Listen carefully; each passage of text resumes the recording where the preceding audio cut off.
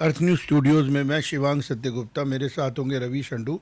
चर्चा करेंगे public examination bill 2026 पे, और बात करेंगे कि क्या रिक्वायर्ड है और क्या अपोजिशन कर रही है, गवर्नमेंट ने क्या स्टेप लिए हैं। रवि, स्टार्ट करते हैं सबसे पहले कि हमारे जो व्यूअर्स हैं उन तक ये शेयर करते हैं पब्लिक एग्जामिनेशन बिल का क्या मकसद है, क्या उसके अंदर चीज़ें 2024 के बाद ऐड की गई, क्योंकि 24 के बाद ये पहली बार सोचा गया इसी सरकार द्वारा, जो प्रेजेंट बीजेपी की सरकार है, जिसको लोग कह रहे हैं कि ये 14 साल से क्या कर रही है। जर्नलिज्म का सबसे बड़ी चीज़ क्या होती है Ravish? One has to be clear. एक तो बात बिल्कुल क्लियर है, स्पष्ट है कि हम नेशनलिस्ट जर्नलिज्म करते हैं, और नेशनलिस्ट जर्नलिज्म का मतलब है कि ऐसी जर्नलिज्म करना जिसमें कि सच ही सामने आए, और वो सच ऐसा हो जो भारत के ब्रॉडर कॉज को कवर करे, है ना। तो हम बात करेंगे सबसे पहले कि 24 में लाया गया, उसके पहले चीटिंग के ऊपर कोई ऐसा कानून था ही नहीं, और इसको एक नॉर्मल एक्ट ऑफ, जिसको हम बोलते हैं ना, फोर्जरी माना जाता था या 420 माना जाता था। जब 24 का एक्ट लाया गया उसमें भी डेटरेंस उतनी नहीं थी, लेकिन फिर सडनली क्या हुआ कि नीट का पेपर लीक पॉलिटिकलाइज किया गया, और सरकार को ये समझ में आया, भारत के हमारे भावी नेताओं को समझ में आया कि देश के लिए, देश के युवाओं के लिए सिंपल कानून इतना इफ़ेक्टिव नहीं है, क्योंकि इसमें बहुत सी चीज़ें इन्वॉल्व हैं। स्टेक पे बहुत कुछ है। आप सोने को रखते हो ना जंदरों में, तालों में, पैसे को संभाल के रखते हो, बैंक्स बनाते हो, क्योंकि उसकी चोरी होती है। इसी तरह ये एक अपॉर्चुनिटी है हायर एजुकेशन में जाने की, कैरियर सेटल करने की, इकोनॉमी को ग्रो करने की। तो इसमें भी जो इंसान का बेसिक बिहेवियर है उसमें क्राइम है, लालच है, लोभ है, और को जो लोग ऑफेंडर्स हैं वो भी इसमें भी घुसते हैं। एजुकेशन में भी माफियाइज्म आएगा, और उसका पॉलिटिकल इस्तेमाल अब शुरू हो गया, क्योंकि मास कम्युनिकेशन बढ़ गया, है ना। तो जिस तरीके से हमने देखा नीट को एक ऑब्जेक्टिवली यूज़ किया गया, सबसे पहले उसको इस साल नहीं यूज़ किया, लास्ट ईयर भी इस पर पॉलिटिक्स हुई, लेकिन लास्ट ईयर उन्होंने घेरा सिस्टम को। जैसे वो कोचिंग सेंटरों के ओनर्स आ गए, वो लोगों की तरफ से बात करने लगे, क्योंकि जस्टिफाई करना आसान होता है, पढ़ाई एलिजिबिलिटी से चलती है। अगर मैं जर्नलिज्म कर रहा हूँ या तू जर्नलिज्म कर रहा है, या अगर हम काबिल ही नहीं है तो हम किसी को रोक थोड़ी सकते हैं कि अगर हमसे ज़्यादा कोई मेहनत करके आगे निकल जाए। हमें मेहनत करनी, हार्डवर्क करना है और फिर आगे बढ़ना है। तो ये पोलिटिकलाइज किया गया महाभारत के टाइम से ही। मैं ये समझता हूँ कि हमारी किताबों को जब महाभारत में ये लिखा गया कि सूत पुत्र कर्ण, क्षत्रियों के साथ मना नहीं किया गया, उसको बोला गया कि वर्ण और गुण, एलिजिबिलिटी को चेक करके मैं दूंगा। और वही बात हुई, क्या करण बाद में, क्षत्रिय का धर्म क्या है? अन्याय के खिलाफ लड़ना। क्षत्रिय का क्या धर्म है? समाज के वेलफेयर में लड़ना। और करण किसके साथ लड़ा फिर बाद में जाके? अधर्म के साथ। तो उसके टीचर की एलिजिबिलिटी ठीक थी ना। मैं इसको बड़ा सिंपली कह रहा हूं कि टीचर ने जब उसको एवेल्युएट किया कि मुझे तेरा स्टाइल ऑफ अंडरस्टैंडिंग नहीं समझ में आ रहा, मैं तुझे सिखा दूं ब्रह्मास्त्र चलाना, मुझे शक है कि तू उसका गलत इस्तेमाल करेगा। अकलव्य के केस में भी ये हुआ था। अकलव्य बाद में लड़ा था जाके जरासंध के साथ, और करण जी जाके बैठ गए उसकी दुर्योधन की गोदी में कि मेरे साथ, that was a personal cause. अगर करण के साथ डिस्क्रिमिनेशन हुई थी, वो पर्सनल राइवलरी थी उसकी, बट उसने पूरे सिस्टम को सॉल्व कर दिया। यही हुआ ना, एक वुमेन को बोला तू मेरे जंगा पे आगे बैठ, क्योंकि मेरे पास ताकत है, मैं लड़ूंगा, अर्जुन को मारूंगा। क्या अर्जुन ने ऐसा किया? क्या अर्जुन ने कहीं ब्रीच ऑफ ट्रस्ट किया? क्या अर्जुन ने लाइन तोड़ी? अर्जुन के अपने बेटे को प्रॉब्लम बनी, तब भी अर्जुन ने लाइन नहीं तोड़ी, रूल्स नहीं तोड़े। मेरी बात समझ में आ रही है आपको? कहने का ये मकसद है कि पॉलिटिक्स का जो सॉफ्ट, जहाँ जहाँ पे लोगों के इंटरेस्ट है वहाँ वहाँ पे पॉलिटिक्स इन्वॉल्व होती है। तो लास्ट ईयर हमने देखा कि इस एग्ज़ाम को लेके एक ग्राउंड बनाई गई सरकार और भारत को डिस्टेबलाइज करने की, क्योंकि 25 लाख बच्चे को पहले फोर्सफुली एक जगह डाला गया, और फिर बाद में उसको, तो भारत सरकार ने 24 में ये फैसला कर लिया था 25 के एग्जाम के पहले कि अगर एग्जामिनेशन में कोई भी फ्रॉड होता है, चीटिंग होती है, लीकेज होता है, या कोई मैनिपुलेशन करता है, तो रिफॉर्म्स के साथ आहिस्ता आहिस्ता हम आगे बढ़ेंगे।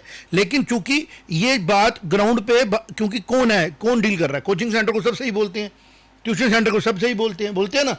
लेकिन फिर जब ये लोग आगे आते हैं सोल्यूशन लेके, ये लोग ये नहीं बोलते हैं कि सबसे बड़ा दुश्मन अगर भारत की सरकार का आज की डेट में कोई है, आम आदमी का, वो है अनसिस्टमेटिक, जीरो कंप्लायंस वाले ये इंस्टीट्यूट्स, जिन्होंने एक ऐसा प्रोडक्शन शुरू कर दिया जिसकी रिक्वायरमेंट ही नहीं थी।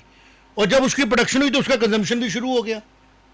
कंजम्पशन कहाँ शुरू हुआ? एग्जामिनेशन सेटर्स ने उसको एज ए बेंचमार्क मान लिया, और उसकी अकॉर्डिंगली एक छोटा बच्चा, 15-16 साल का बच्चा, उसके ब्रेन को उन्होंने समझा जैसे वो पीएचडी करके आया। ऐसे टफ क्वेश्चन उसको डालना शुरू कर दिया कंपटीशन बढ़ाने के लेवल पे। और हुआ क्या, अल्टीमेटली डाटा बता रहा है पर सीट एलिजिबिलिटी फॉल कर गई, नंबर 1। कट ऑफ बहुत नीचे चला गया, नंबर 2। मतलब बच्चे पर, मतलब हम लोग अच्छी पिच बनाए कि लोग खेलें, वो ऐसी पिच बना दो कि क्रिकेट खेल ही नहीं पा रहा है, और जो खेल पा रहा है वो भी एवरेज रन बना रहा है। तो चीटिंग भी आएगी, मैनिपुलेशन भी आएगी। जब किसी चीज़ की सप्लाई शॉर्ट होगी तो उसकी डिमांड बढ़ेगी तो क्राइम आएगा। और ये एजुकेशन में नहीं होना चाहिए था कि 14 लाख स्कूल थे, एन नंबर ऑफ हमारे पास चीज़ें थी। तो आज हमने बात की पब्लिक एजुकेशन एग्जामिनेशन बिल के ऊपर, जो ये भारत सरकार लाई है। कुडोज दी दिस सरकार। ये सरकार आज इशू होता है, कल रिएक्ट कर जाती है। मतलब पहलगाम पे इलेक्शन होती है, विद इन डेज इलेक्शन आती है। बच्चों के साथ लीकेज होता है, विद इन डेज इलेक्शन आती है। बात समझ में आई। और इस पूरे प्रोसेस में भारत में जो भी डेवलपमेंट हुई रवीश, बहुत चीज़ें आम पब्लिक डिबेट में आ गई कि हमारा युवा किस तरीके से ट्रेन किया जा रहा है बाय दीज टीचर्स, जो छुप छुप के उसको कोचिंग सेंटर और ट्यूशन सेंटरों में पढ़ाते हैं, उसको डमी स्कूल सिखाते हैं, उसको झूठ सच बोलना सिखाते हैं, मैनेज करना सिखाते हैं, और बाद में कहते हैं देखो जिसने ऑल इंडिया रैंक वन लाया, और उसने ऑल इंडिया रैंक वन लाया और लेबॉर्टरी देखी नहीं है, फलक्रम देखा ही नहीं है, ठीक है ना, क्योंकि उसको बोला गया स्कूल जाएगा टाइम वेस्ट होगा। तो ऐसे लोगों को, जिनको कल को हॉस्पिटल में हमने बिठाना है एज ए डॉक्टर्स, उनको बताना डिसिप्लिन में काम नहीं करते, तुम अपनी मर्जी से काम करो। तो आज इसी पे चर्चा करने के लिए हम तेरे साथ बैठे हैं। हम दोनों बात करेंगे पब्लिक एग्जामिनेशन बिल 2026। स्टार्ट करता हूं सबसे पहले कि इसमें क्या क्या चीज़ें इंक्लूड की गई। सबसे पहले पनिशमेंट बढ़ाई गई है। पहले 3 से 5 साल थी, इस बिल में आ गई है अप टू 5 to 10 ईयर्स। अगर कोई काम करता है, अगर कोई इंसान अनफेयर मीन्स में इन्वॉल्व होता है। फिर 10 लाख तक का फाइन था, अब फाइन जो प्रपोज किया जा रहा है 50 लाख तक का फाइन प्रपोज किया जा रहा है। फिर नेक्स्ट आ गया इसके ऊपर हैवी पेनल्टीज है अगर ऑर्गेनाइज क्राइम किया जा रहा है। तो ऑर्गेनाइज क्राइम के केस में 5 से 7 साल की सजा, 1 करोड़ से 10 करोड़ तक की प्रोविजनिंग है कि आप जज साहब सजा दे सकते हैं। 10 करोड़ थी, 1 से 10 करोड़ की। फिर उसके बाद आ जाता है strong action against service providers. अगर कंपनी कोई फ्रॉड करती है 1 से 5 करोड़ की उसको नुकसान है। फिर उसके बाद 5 साल इंप्रिजनमेंट भी हो सकती है, 5 करोड़ का फाइन भी हो सकता है। तो ये डेटरेंस बढ़ाई जा रही है। फिर उसके बाद आ गया स्टूडेंट अगर कोई आता है 8 ईयर्स के लिए डिपार्टमेंट है उसकी, प्लस एग्जाम भी कंडक्ट नहीं कर सकती वो कंपनी। मतलब हैवी इसमें स्पेशल टास्क फोर्स बनाई जा रही है। फिर टाइम बाउंड इन्वेस्टिगेशन आ गई है, स्पेशल फास्ट ट्रैक कोर्ट्स की प्रोविजन आ गया है, स्पेशल पब्लिक प्रोसिक्यूटर्स इन्वॉल्व हैं, टाइम बाउंड अपील्स हैं, 2 महीने में फैसला देना है। तो ये जो 8-10 इस पर यूनिक फीचर है। आज अपोजिशन को जिस तरीके से बेवर देखा गया इस बिल के ऊपर पिछले दिनों से जो चल रहा है, ये इज नॉट हेल्दी एक्सरसाइज। तो एज अ पब्लिक अवेयरनेस का जो हमें काम दिया गया पब्लिक एजुकेट करने का, वी शुड अपील पब्लिक कि जो ये अपोजिशन इस टाइम पे जिस तरीके से बिहेव कर रही है इसको सख्ती से कंडेमन किया जाए। अपने ट्विटरों पे जाके, ट्विटर नहीं क्या बोलते हैं, एक्स पे जाएं, फेसबुक पे जाएं, इंस्टाग्राम पे जाएं, और पब्लिक की तरफ से ये बात पहुँचाएं कि ये बिल जो है सेंक्शन करा होने दे। इस पर अभी हुआ नहीं है बिल पास, क्योंकि आज उन्होंने बोला पहले क्यों नहीं किया। मतलब ये अजीब सी बात नहीं है। देर आए दुरुस्त आए। आपने तो 24 तक किया ही कुछ नहीं था। Cheating was allowed by you, manipulation was allowed by you. पूरे कंट्री में ये एक पॉलिटिकल टूल था जो ये पॉलिटिक्स का बेस बनता था। और आज भी अगर ढंग से अगर इस पे काम किया जाए, things will take a very bad shape. तो पहले डिस्कशन करनी है एग्जाम बिल को क्यों नहीं पास करने दिया जा रहा बाय अपोजिशन, और फिर बात करेंगे कि क्या ये सफिशिएंट है, नहीं है, क्योंकि रिफॉर्म्स रिक्वायर्ड है, पब्लिक एग्जामिनेशन रिफॉर्म्स रिक्वायर्ड है। और जो आम चर्चा, और ये फलानी कंट्री में ऐसा होता है, चाइना में देखो 1 करोड़ 3 लाख 30 लाख बच्चा पेपर देता है, मैं उसके ऊपर भी फैक्ट सामने लाऊंगा। पहले तुम अपने इसके ऊपर थोड़ा बहुत नॉलेज अपनी दे दो, ताकि आगे हम अपनी जो व्यूअर्स हैं उनको फिर आगे से हम नेक्स्ट लेवल पे बताएं कि भारत का प्रॉब्लम क्या है, उसका सोल्यूशन क्या हो सकता है। बिल्कुल, देखिए जिस तरीके से बिल पेश किया गया है, ये मुझे लगता है कि काफ़ी एक स्ट्रॉन्ग टूल बनाया गया है पेपर लीक को इन फ्यूचर बचाने के लिए, रोकने के लिए। इसमें अगर हम देखें तो हर चीज़ को ऑलमोस्ट डबल किया गया है। जो सज़ाएं हैं, जो फाइन्स हैं, उनको डबल किया गया है। प्लस जो आपके जो प्रोसिक्यूशन का तरीका है, या जो 2 महीने में इन्वेस्टिगेशन का तरीका है। देखिए इन्वेस्टिगेशन पहले एक नॉर्मल पुलिस इन्वेस्टिगेशन होती थी, या सीबीआई या किसी को दे सकते थे, लेकिन अब एसआईटी का गठन हो सकता है। उस एसआईटी से अच्छे से आप कहीं से भी लोग उठा के, अच्छे लोग उठा के आप उसको इन्वेस्टिगेट कर सकते हैं। और उसके बाद जो कोर्ट्स होंगे वो फास्ट ट्रैक कोर्ट्स होंगे, जो कि टाइम बाउंड मैनर में उनको समय सीमा दी गई कि आपको इतने महीने में इसका पूरा निपटारा करना है। उस तरीके से वो बनाया गया है। इसके अलावा जो सर्विस प्रोवाइडर्स है, जो सर्विस प्रोवाइडर को क्या माना जाएगा, एक कमज़ोर कड़ी होती है सारे स्ट्रक्चर में, जिसको एक्सेस होता है हर चीज़ का, जो कि फैसिलिटेट कर रहा है, कोई एग्जाम सेंटर है, कोई कंप्यूटर सेंटर है, इस तरीके के जो डिफरेंट सर्विस प्रोवाइडर्स हैं, उनको डिबार पहले 4 साल के लिए किया जाता था, अब 8 साल के लिए किया जाएगा। और उसका मतलब ये है कि एक तरीके से वो बिजनेस से बाहर हो जाएंगे। बिल्कुल, अगर सर्विस प्रोवाइडर कोई रिस्क उठाता है कि वो पेपर लीक के बारे में सोचता भी है, तो मुझे लगता है कहीं ना कहीं ये जो बिल है, इसकी मंशा बड़ी क्लियर थी कि किस मंशा से बना है, लेकिन ये एक बड़ा अच्छा टूल बनेगा इसको रोकने के लिए। लेकिन आपने एक बात बड़ी सही कही कि जो डिमांड सप्लाई की बात है, और मैं इसमें एक चीज़ और जोड़ूंगा कि जो उसको ग्लैमराइज कर दिया जाता है, जो आप एक ब्रांड नेम देते हैं। देखिए क्या होता है कि हर कोई प्रोडक्ट जब बनता है, कंपनी बनाती है, वो उसका ब्रांड नेम क्यों चुनती है? उस ब्रांड नेम को मशहूर करके आसानी से उसको बेचा जा सकता है।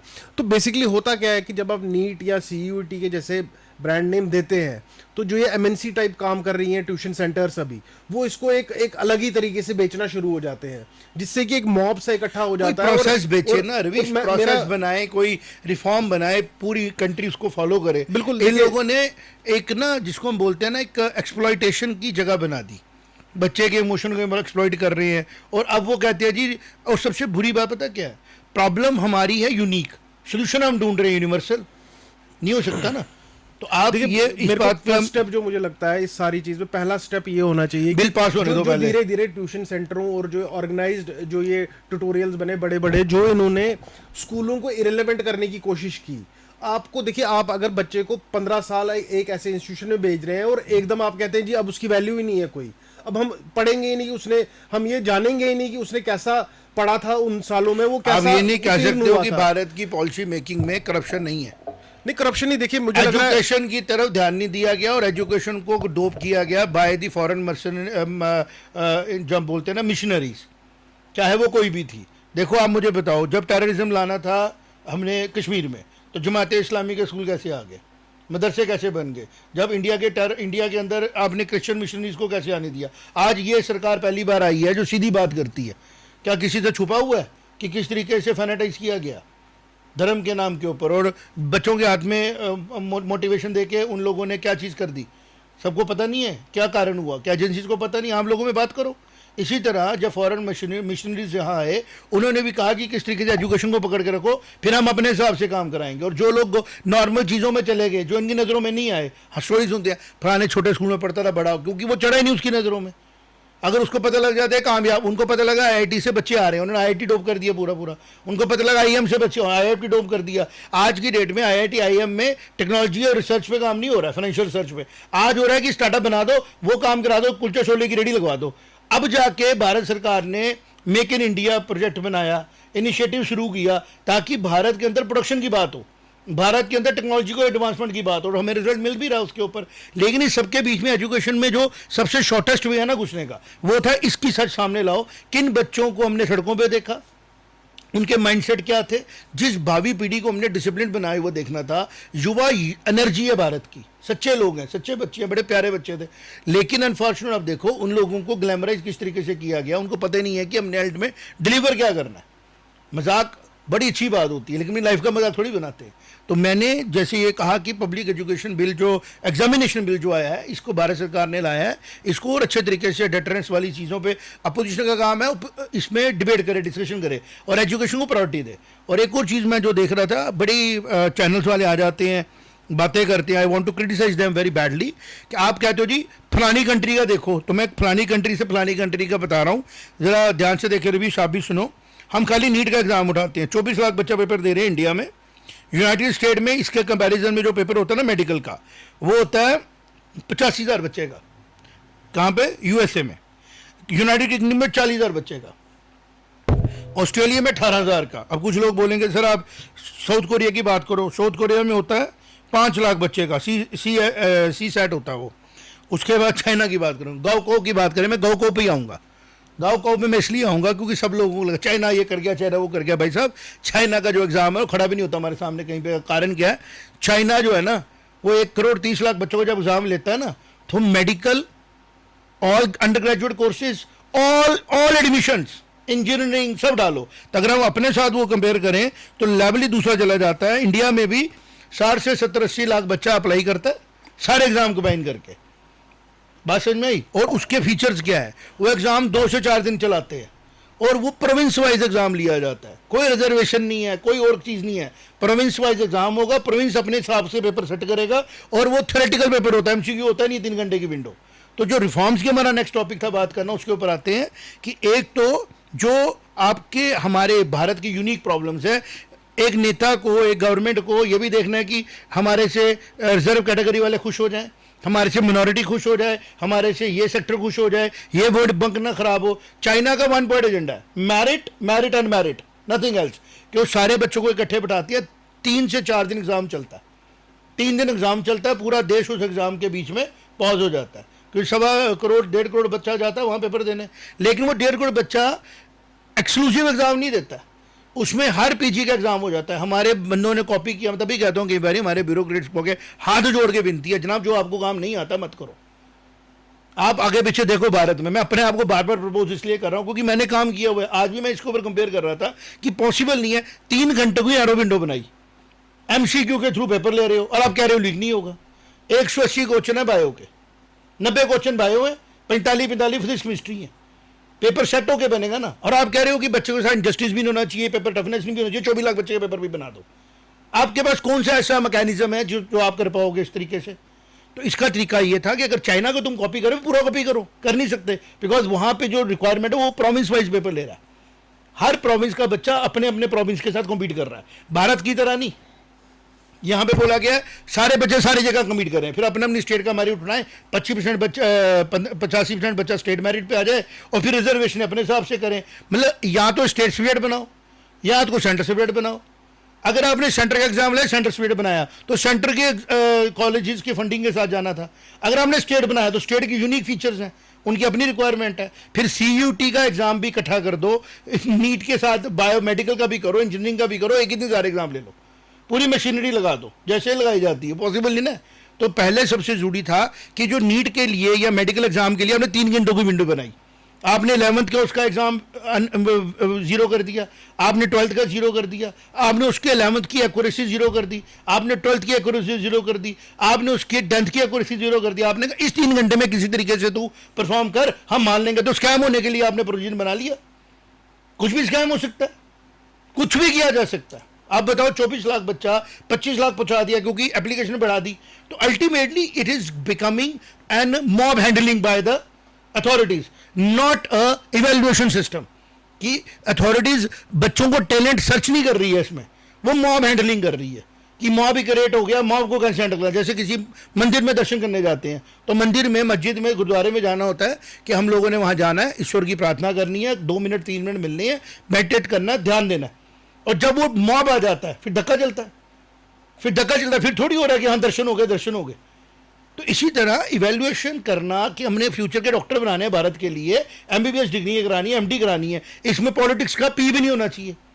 इसमें only merit, eligibility and choice of a student, और उसकी चॉइस डोप्ड नहीं होनी चाहिए। तो रिफॉर्म्स की जरूरत है, जिसकी तरफ अभी तक ना अपोजिशन बात कर रही है और जो गवर्नमेंट है उसको तो काम नहीं करने दे रहे। तो मेरा ये मानना है कि आज हमारी जैसे डिस्कशन हम कर रहे हैं इसकी तरफ बात करें। एक तो विंडो बढ़ाओ, सबसे पहले विंडो बढ़ाओ, फिर ध्यान से बैठ के टोटल हमारे पास नंबर ऑफ कॉलेजेस कितने हैं उसके ऊपर बात की जाए, मेडिकल के, इंजीनियरिंग के कितने उस पर बात की जाए, IIT के साथ हमारे ITIs कितने। तभी मैं बोलता हूँ अर्थ न्यूज़ से मेरा बार बार ये बात करना है, the journey from ITIs to IIT है, from ITI to IIT engineering की, ठीक है रवीश। और जो मेडिकल की है वो फ्रॉम NO टू डॉक्टर है, कि जो आदमी मेडिकल असिस्टेंट है, जिसको बोलते हैं पैरामेडिकल है, पैरामेडिकल से चलते हुए डॉक्टर तक जा सकता है। ये पूरा इकोसिस्टम है, इसके ट्रेनिंग सेंटर है, कॉल नर्सिंग टू, आप बोलो from nursing to medico. This is what I am saying. इस पूरे प्रोसेस को इंटीग्रेट करके, डिजाइन करके बनाने की जरूरत है, जिसकी तरफ अभी हम नहीं बढ़ रहे हैं, क्योंकि इसमें स्टेबल ब्यूरोक्रेसी चाहिए, स्टेबल प्लानिंग चाहिए, चाहे सरकारें बदले नहीं बदले। जो पॉलिसी प्रोग्राम हमारा एजेंडा फिक्स हो जाए, जो भी सरकार है उसी पैरामीटर में काम करे, किसी पॉलिटिकल प्रेशर में आके काम ना करे। NEP इतनी खूबसूरत किस्म की चीज बनाई गई एजुकेशन रिफॉर्म करने के लिए, धज्जियां उड़ा के रख दी हुई हैं इम्प्लीमेंटेशन में, सिर्फ खुद को कॉलर पीटते रहते हैं, हमने जी कर दिया इम्प्लीमेंट। अभी तक सिलेबस क्लियर नहीं करने दे रहे हैं। कौन नहीं करने दे रहा है? जो इकोसिस्टम ऑलरेडी बैठा हुआ था यूनिवर्सिटी कॉलेजों में, स्कूलों में, वो चाहता ही नहीं है कि हमारे यहाँ पे रिफॉर्म्स हो। तो फिर क्या होता है, जब रिफॉर्म्स नहीं होते तो आप जो भी करोगे आपसे उसके नुकसान नहीं होंगे। अब जिस तरफ भी जाओगे वहां से आपको उसका नुकसान होगा। जिस चीज को पूरा ओवरऑल चाहिए उसमें स्टेप 1, स्टेप 2, स्टेप 3 करना पड़ेगा। सबसे पहले हमें प्रैक्टिकली चलना पड़ेगा इंडियन सिविलाइजेशन के इथॉस के ऊपर, कि बच्चों को फोर्स नहीं कर सकते आप किसी कैरियर के लिए।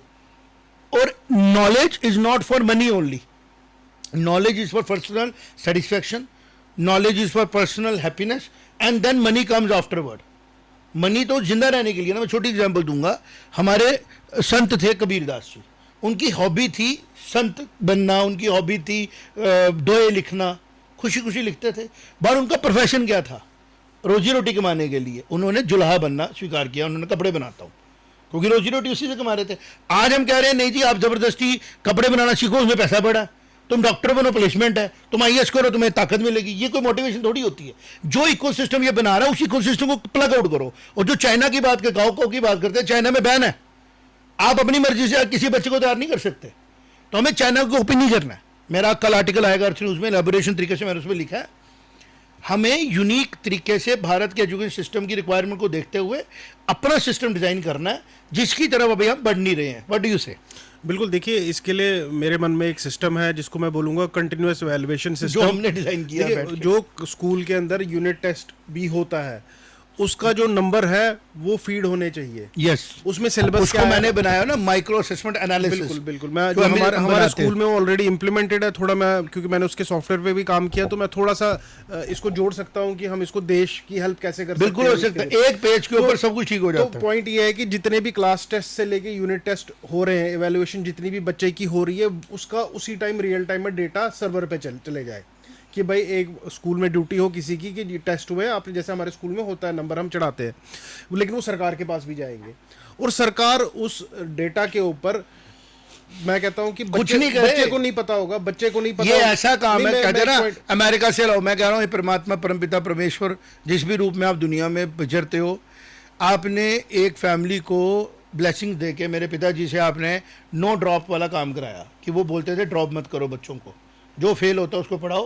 हाँ, बच्चा पढ़ाते रहो, आप सिर्फ उसका नोट करते रहो कि कितने नंबर आ रहे हैं। मेरे पिताजी ने कितने नंबर आ रहे और हैं। मेरे पिताजी पूरी जिंदगी एंड में मेरे साथ बैठ के, जब आखिरी 2 महीने में बड़ा हुआ है, पापा लोग बोलते हैं कि आप ड्रॉपर बच्चों को पढ़ाते हो, पापा कहते हैं और किसको पढ़ाना होता है। एजुकेशन में बच्चा मच्योर ही नहीं, उसको पता नहीं मैं फेल होऊंगा क्या होगा, सेकंड थर्ड तो उसको पता नहीं फेल होना क्या होता है, तो बच्चों को स्कूल से निकाल देते थे। तो हमारे को बोलते थे जो फेल हो जाते उसको दाखिल करते हैं हम। अब जब 2002 आया, मैं टेस्ट वगैरह, मैंने कहा यार ये कौन सा तरीका है, साल के एंड में एक पेपर ले लो और बोलो तू पास है, तेरे को आ गया सारा कुछ।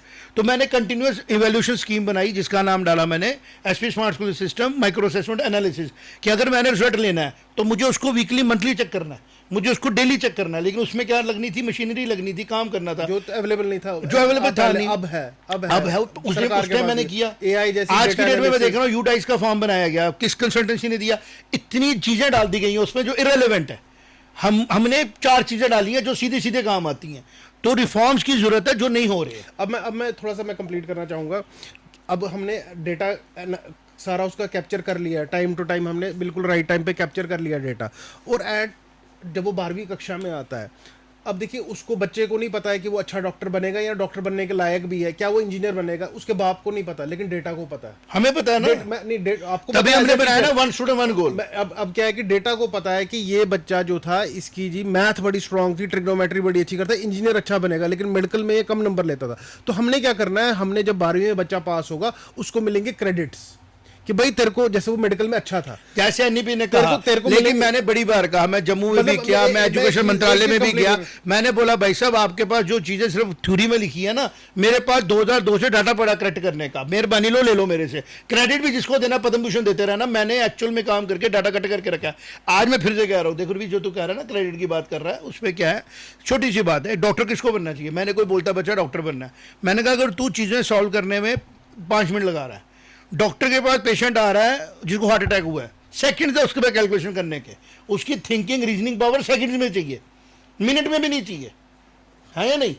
एक्सीडेंट केस आ रहा है, मिनट्स में उसको डिसीजन लेना है, मैंने इसके साथ क्या करना है। तो जिसको सोच समझ के ट्रेन करके खड़ा कर दिया गया, क्या वो डिलीवर कर पाएगा? क्या वो इंसान के साथ डील करता? 60 सेकंड इंसान को सांस नहीं आए, इंसान मर जाता है। तो जो आदमी इस किस्म की कैलकुलेशन करना चाहता है, उसके पास एक तो नेचुरली ईश्वर की तरफ दिया कि उसको ताकत होनी चाहिए, दूसरा उसकी ग्रूमिंग करने की जरूरत है। जब ग्रूमिंग करके वो ना करे तो उसको बताना हो सकता है तो किसी और लाइन के लिए बना है। तो जो हमारे प्रोसेसेस थे, मैं ओन नहीं कर रहा हूँ, ईश्वर ने चुना और आज उसकी ज़रूरत है देश को। और हम कह रहे हैं कि आप रिफॉर्म की तरफ चले जाओ, अगले साल से ही चीज़ें बदल सकती हैं। अगले साल अगर हमने कोई चीज़ रिफॉर्म करनी है ना, नीट पेपर में पहली बात करें या सीयूटी में एमसीक्यू से बाहर आना है, तो एक बड़ी चीज़ सामने आएगी, जो ड्रॉपर बच्चे हैं उनका क्या होगा, क्योंकि वो तो इसी उम्मीद में ड्रॉप करें सेम पेपर होगा, उनको अलग कर दो। आप बोल दो कि अब 3 साल तक आप 2 साल तक अलाउ करोगे, 2 साल में अगर आपसे होता नहीं होता नहीं होता, आप तीसरे साल से चीज़ें चेंज कर दो। और जो ये गाँव की बात करते हैं ना, वो पूरा एमसीक्यू बेस पेपर नहीं है, शीट लिखी जाती है, शीट चेक होती है, बच्चा लिख के बताता है मुझे नॉलेज क्या है, वो 4 लाइनें लिखता है। जो वैल्यूएशन थी, बेसिकली कोचिंग सेंटरों ने नंबर ऑफ एप्लीकेशनें बढ़ा दी, पेपर मार्किंग होना बंद हो गई, डायरेक्ट इवैल्यूएशन बंद हो गई। इन लोगों ने अगर सीबीएसई में बोला कि हम पेपर में पिक लेते हैं, उसके खिलाफ बातें पता क्यों की गई? सच सामने आ गया। अब वो शीट इमीडिएटली ट्रांसपेरेंटली सबके सामने आती है। टीचर को भी अकाउंटेबिलिटी बना दी कि भाई तूने मार्क्स इस बात के दिए, और बच्चा भी अकाउंटेबल हो गया जो कह रहा था कि मैं सीबीएसई में इसलिए पढ़ता हूँ, छोटे छोटे आंसर लिखने पड़ते हैं। मतलब you don't know the knowledge, you don't know the concept, you don't know how to elaborate a thing, तो तू क्या ही बात कर रहा है? Understood I am saying? तो बेसिकली क्या है कि अब हमें भारत को एक चीज और, आज भारत पूरी दुनिया को ऐसा सिस्टम दे सकता है रवीश पढ़ाने वाला, जिसके केस के वजह से भारत दुनिया में छा सकता है। इस चीज को भारत से लाने की जरूरत नहीं है। इस चीज को लाने के लिए भारत में ही 14 लाख स्कूल है, मेरे जैसे लाखों लोग होंगे जो मेहनत कर रहे हैं। उन लोगों को बुला के पूछा जाए, हम अपनी दे देती है माइक्रो से। मैं ज़्यादा से ज़्यादा 15 मिनट की डेमोन्स्ट्रेशन में किसी भी आदमी को कन्विंस कर सकता हूं कि आप इवैल्यूएशन किस तरीके से कर सकते हो। ऐसी सिलेक्शन होगी कि बच्चा खुद बोलेगा कि शायद मैं पेपर नहीं देना चाहिए था, क्योंकि मैं तो देना नहीं चाहता था, मुझे मेरी मासी मामे फुफड़ ने बोला, मुझे कोचिंग टीचर ने बोला, मुझे फलाने ने बोला। क्योंकि जहां पे आप डिमांड बढ़ाओगे वहां सप्लाई देने वाले चीज़ें महंगी बेचेंगे। 5-5 लाख रुपए का कोर्स बिक रहा है, बच्चों को स्कूल में 6वीं के बच्चे को वैन में डाल रहे हैं, उसको घर से ही उठा के लेके जा रहे हैं, क्योंकि आपने आईपीओ लो कर दिया और चाइना ने नहीं किया।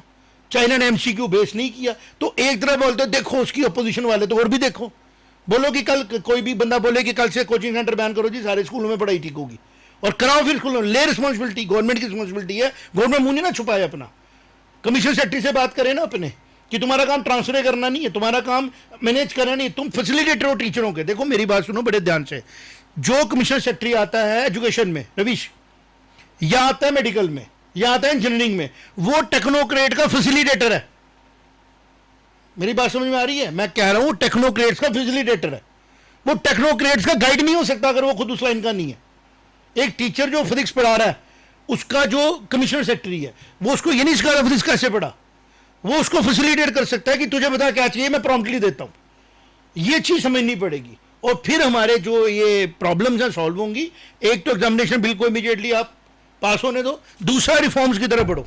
और रिफॉर्म्स बढ़ने के लिए एक स्ट्रक्चर तरीका है, जिसके ऊपर हजारों लोग हैं जो अच्छी तरह काम कर रहे हैं, उनको इकट्ठा करो। और जरूरी नहीं है कि जो ग्लैमर में है वही कामयाब है, ठीक है, गलत है। व्हाट डू यू से? बिल्कुल, देखिए मैं उसी की बात कर रहा था कि जो इसकी जो इवैल्यूएशन होगी, आप अंत में क्या कर सकते हैं कि 12वीं के बाद आप 30 नंबर, आप 70 नंबर आप रख लीजिए। नीट का एग्जाम जो आपका, मैं तो कहूंगा कि ये एक लॉटरी एग्जाम है, वो 3 घंटे एग्जाम है, लॉटरी एग्जाम। अगर आपको इसके ऊपर ज्यादा कॉन्फिडेंस, 70 नंबर आप इसके रखिए, लेकिन 30 क्रेडिट्स जो है उसमें आप बच्चे को बोलिए कि अगर तू मेडिकल में अगर वो अच्छा है तो जी आपको 27 क्रेडिट मिलेंगे। समयाल सर ने मुझे बोला जब तक बच्चा आज का पढ़ा हुआ शिवांग पढ़ के घर से नहीं आया, अगला पढ़ा नहीं सकते उसको। This is micro assessments. बिल्कुल, कि अगर आज बच्चे ने चैप्टर ओपन किया, वो तो है, वो पढ़ के नहीं आया अगला, क्योंकि उसने तैयारी नहीं की, तो आप उसको आगे का पढ़ा रहे हो, तो आप तो उसे कंपाइल कर रहे हो ना उसका डाटा अंडरस्टैंड उसने किया नहीं। ये वैसे ही है कि अगर फाइल डाउनलोड की, अभी फाइल डाउनलोड ओपन नहीं है, नई फाइलें डाउनलोड कर रहे हैं, और फिर एंड में बच्चा क्या कहता है मुझे छुट्टी दो, मैं तैयारी करनी है। तो इसका मतलब हमारा प्रोसेस जो है उसमें फॉल्ट है, और किसी कंट्री का भी प्रोसेस अच्छा नहीं है। डोंट कॉम्पेयर एनीबॉडी, बिकॉज हम लोगों ने, मैंने पर्सनली मैक्सिमम कंट्रियों को एनालाइज करके देख लिया, इंडिया का फिर भी बेटर है, इंडिया का एजुकेशन प्रोसेस फिर भी बेटर है। सिर्फ प्रॉब्लम क्या है, एजुकेशन प्रोसेस पॉलिटिकलाइज किया जाता है किसी को नीचा दिखाने के लिए। तो बोल्डली सरकार को सामने आना पड़ेगा कि हम सुधारने वाले हैं, बीच में नहीं आना। हम किसी भी स्टूडेंट यूनियन की बात नहीं सुनेंगे, ये हमारे मेरिट्स है, ये रीजन है हमारे करने का, और इसलिए हम कर रहे हैं। टीचरों को भी मेहनत करनी पड़ेगी, पढ़ने वाले को भी करनी पड़ेगी, पेरेंट्स को समझना पड़ेगा कि मेरे बच्चे को जो टैलेंट है वही मुझे मिलेगा। मैं अपने बच्चे को पैसे के जोर पे या किसी भी प्रेशर के साथ चला नहीं सकता। और हमारा इकोसिस्टम ऐसा बनेगा जो आईटीआई से लेके आईआईटी तक प्लेसमेंट करेगा, समझ भाई, इंडस्ट्रियल लेबर फोरमैन से लेके रिसर्चर तक मेहनत करेगा, और एक नर्सिंग स्टाफ से लेके मेडिकल प्रोफेशन तक मेहनत करेगा, एक कैमरामैन से लेके डायरेक्शन सीखेगा, एक सफाई कर्मचारी से लेके पूरी हाउसकीपिंग की मैनेजमेंट चलाएगा, एक सफाई से लेके जर्नल तक की मैनेजमेंट करेगा।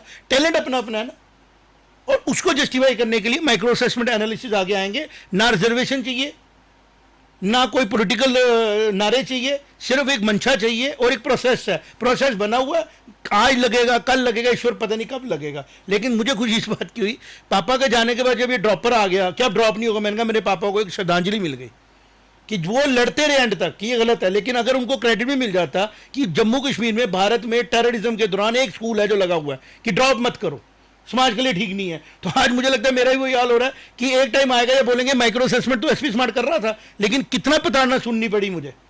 और आज की डेट में जब ये नेशनल इशू बन गया, लोगों के ऊपर मुसीबतें आ गई, तो अब तो समझो कम से कम कि लर्निंग के अंदर आपको जो करना पड़ता है वो करना पड़ता है। You can not compromise with the learning ability of a child. नए नए वर्ड ले आते हैं, ना उनका सिर होता है ना पैर होता है, कोई स्लो लर्नर कोई फास्ट लर्नर, फॉरन की कोई किताब पढ़ते हैं चल पढ़ते हैं उसको फॉलो करने। भैया जहां आबादी 80,000 है, तुम्हारी 24 लाख की तुमने पहुंचा दी एप्लीकेशन, तो क्या कंपैरिजन है तुम्हारा? वो टैलेंट सर्च कर रहे हैं, तुम मॉम हैंडलिंग कर रहे हो और अपने आप को जस्टिफाई कर रहे हो, हमने काम कर दिया। सबसे पहले एनटीए को जस्टिफाई करना पड़ेगा कि एनटीए की जरूरत क्यों पड़ी, और अगर ये एक्सपेरिमेंट कामयाब नहीं हुआ है तो इसको विड्रॉ करना भी कोई गलत नहीं होगा, क्योंकि एजुकेशन स्टेट सब्जेक्ट है और सेंटर का सब्जेक्ट है। इसमें एक हाइब्रिड कोलैबोरेटिव मॉडल बनाने की जरूरत है। मुझे लगता है कि आज जो हमने चर्चा की है, डायरेक्शन डाला है, आगे दिनों में मैं और अच्छे मॉडल लेके आऊंगा तेरे साथ बैठ के, and we will be giving government open suggestions. आगे मर्जी है पॉलिसी मेकर की, सुनो, मर्जी है नहीं सुनो, व्हाट डू यू से? बिल्कुल बिल्कुल। जिस तरीके से हमने समझाने की कोशिश की है, मुझे लगता है कि दर्शक भी जो है वो समझ पा रहे हैं कि ये जो बिल आया है, ये बिल एक्चुअली में रिमार्केबल बिल है, क्योंकि इसने ऑलमोस्ट डबल कर दिया है जो टेन्योर इन जेल है किसी भी क्राइम के लिए, और जो फाइन्स है, फाइन्स को कहीं कहीं पे हमने देखा 5-5 गुना भी बढ़ाया गया है। इसके अलावा जो कंपनीज, अगर कोई सर्विस प्रोवाइडर ऐसी कोई हरकत करता है, गलत हरकत करता है, पेपर लीक में उसका हाथ पाया जाता है, तो उसको 8 साल के लिए डिबार भी किया एक बात मैं जरूर करूंगा। देखो क्या होता है, मैं इस चीज़ को सुनता हूं कि गवर्नमेंट को बोला जाता है कि आपने पहले ये किया होना चाहिए। मैंने कहा एक बात बताओ, अगर आप चाहते हो इंक्लूजन होना, ये इंक्लूसिव ग्रोथ हो, तो जो ट्रेनी है उसको आपको साथ लेके चलना है, और वो पॉलिसी होनी चाहिए हमारी। जैसे कोई ठेकेदार आता है, कोई कंट्रैक्टर आता है, नहीं जी तूने पहले 10 करोड़ कंट्रैक्ट लिया होना चाहिए, वो करप्शन है आपका माइंड। आप जिसने पहली बार आना है, पहले वो लोग तुझे कंट्रैक्ट तब दे रहे हैं, तू पहले 10 अपने साथ ट्रेनी जोड़ रहा है, उनको तू ट्रेन करेगा, फिर वो आहिस्ता आहिस्ता अपना प्रोफाइल बनाएंगे। ये कहते नहीं डायरेक्ट जंप मारो, और डायरेक्ट जंप मारने में जब इंडिया में नहीं मिलता फॉरेन से आ जाते हैं। मतलब आप तो चाहते हैं इंक्लूसिव ग्रोथ हो, तो एक बहुत बड़ा डिबेट डिस्कशन है जिसकी तरफ इशारा करना जरूरी है। डिपार्टमेंटल पॉलिसी करप्शन की पॉलिसी ऐसे डिजाइन करो जहां से पैसा विड्रॉ कर सके, देश जाए बाढ़ में। और हमारी असली प्रॉब्लम करप्शन है, और अब ऑर्गेनाइज तरीके से करप्शन की जा रही है। डिजाइन ऐसा करो पेपर जिसमें 4 कंपनियां फिट कर दो, उन कंपनियों में क्या होता है भाड़ में जाए, उसको आप 24 लाख बच्चे को अगर हजारों करोड़ का इसमें फंड इकट्ठा हुआ, किसको फंड मिला, कौन सी कंपनी उसमें लाई गई, क्यों लाई गई, प्रिंटिंग किसको मिली, अगर इसको ऊपर बैठेंगे ना होस्ट गाने आ जाएगी। और अगर ये स्टेट्स में डिवाइडेड था तो प्रॉब्लम नहीं ना होती है। मेरी बात समझ में आई ना? आप किसी प्रॉब्लम को कंसंट्रेट कर दो तो प्रॉब्लम बड़ी होगी, आप प्रॉब्लम को डिवाइड कर दो तो वो प्रॉब्लम इतनी छोटी होगी कि प्रॉब्लम दिखेगी ही नहीं, एररलेस हो गया।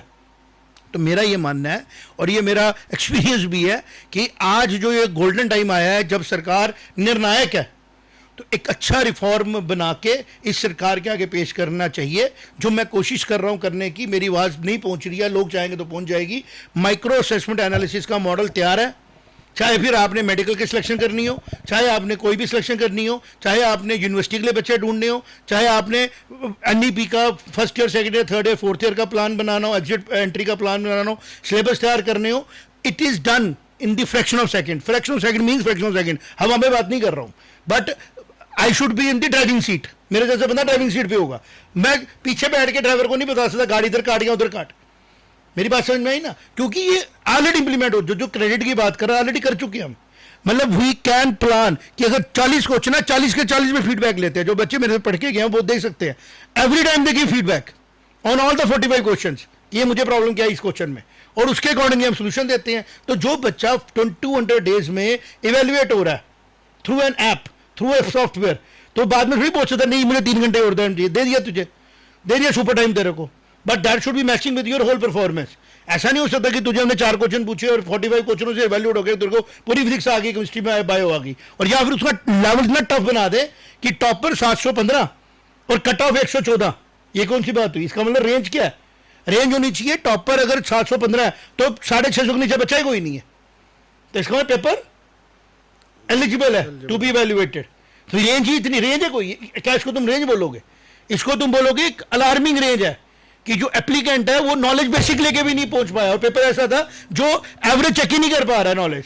तो इसलिए क्या हो रहा है, रिजर्वेशन के थ्रू कट ऑफ माइनस में भी जा रहा है, और हम उन लोगों को टेक्नोक्रेट सीट्स में देख रहे हैं। तो एक रिफॉर्म चाहिए, दूसरा हाथ जोड़ के विनती है, जो रिजर्वेशन हमारे को पिछले 30 साल से चल रही है एजुकेशन और हायर एजुकेशन में, अब इसको रिव्यू करना जरूरी है। और चाइना की अगर आप बात करते हैं तो बिल्कुल सिमिलैरिटी नहीं है, वहां पर रिजर्वेशन प्रोविंस वाइज है, पॉपुलेशन वाइज है, कास्ट और सोशल कोई इस किस्म की नहीं है जिससे कि बाद में डेमोक्रेटिकली उसका बेनिफिट कोई गवर्नमेंट ले अपनी सीटें बढ़ाने में। This what I want to बिल्कुल से। बिल्कुल मेरा दर्शकों से भी अनुरोध है कि आपके क्या विचार है इस सारी डिस्कशन के ऊपर, कृपया कमेंट बॉक्स में ज़रूर लिखें। हमसे जुड़ने के लिए धन्यवाद। जय माता दी। जय माता दी।